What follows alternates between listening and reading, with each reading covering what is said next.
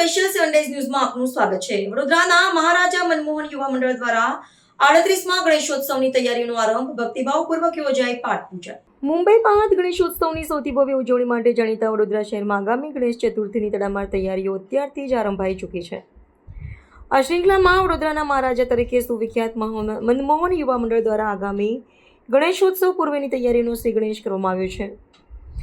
મંડળ દ્વારા ઉત્સવના પ્રારંભ રૂપે ભક્તિભાવપૂર્વક પરંપરાગત પાઠ પૂજાનું વિશેષ આયોજન કરી આગામી મહોત્સવ માટે મંગળ પ્રવેશ કરવામાં આવ્યો હતો। આ વર્ષે મનમોહન યુવા મંડળ ગણેશોત્સવના આયોજનમાં તેના સફળ 38મા વર્ષમાં પ્રવેશ કરી રહ્યું છે, જે શહેરના ભક્તો માટે એક વિશેષ ઉલ્લાસનો વિષય છે। મંડળના મુખ્ય આયોજક સન્ની પટેલના જણાવ્યા અનુસાર પાઠ પૂજાની ધાર્મિક વિધિ સંપન્ન થયા બાદ જાણીતા કલાકાર સન્ની જાદવના લાઈવ સંગીત કાર્યક્રમની પણ ભવ્ય પ્રસ્તુતિ કરવામાં આવી હતી।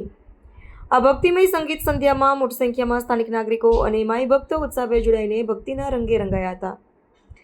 નોંધનીય છે કે મનમોહન યુવા મંડળ દ્વારા પ્રતિવર્ષ અવનવા અને કલાત્મક થીમ આધારિત પંડાલ તૈયાર કરવામાં આવે છે, જે સમગ્ર રાજ્યના દર્શનાર્થીઓ માટે આકર્ષણનું કેન્દ્ર બની રહે છે।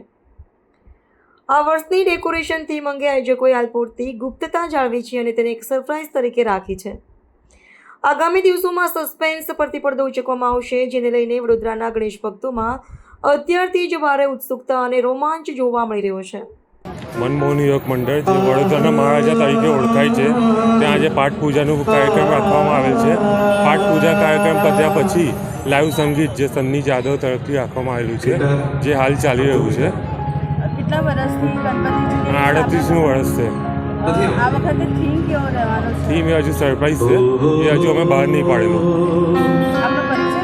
સન્ની પાડેલું।